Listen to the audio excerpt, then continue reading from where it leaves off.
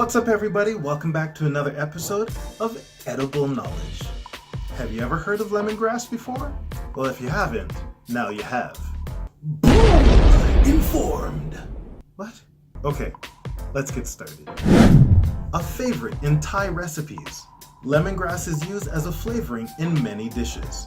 Its oil has also been used in antiseptics and cosmetics.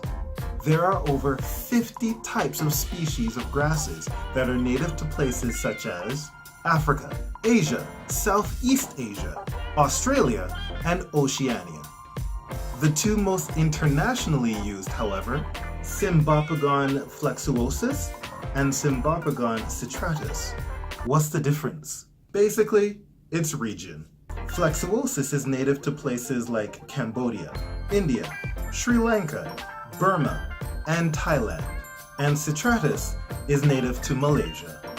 And even though people say that they can be used interchangeably, there are still many others who say citratus is best used for cooking.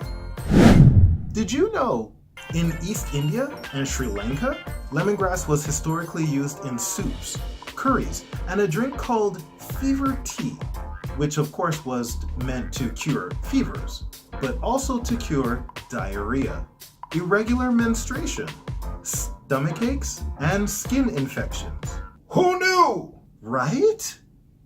In just 1 cup of lemongrass, you will find 66 calories, 1 gram of protein, 0 grams of fat, 0 grams of fiber, and 17 carbs. But it also contains vitamins, vitamins A, B1, B2, B3, B6, and folate, as well as minerals such as zinc, iron, copper, potassium, and calcium.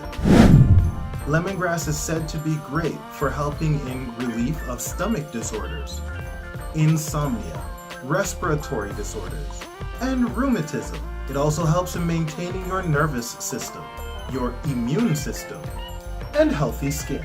It even helps in fighting fatigue, anxiety, and body odor.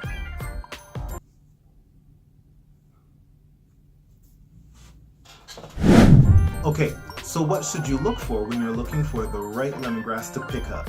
Well, ThinkKitchen.com says, number 1, the stalks should feel firm, smell fragrant, and look fresh. Number 2, you want bulbs that are tight, and stems and tops that are pale to bright green in color. Number 3, it's okay if the tops are a little dry, but not brown, not yellow, and not overly dried out.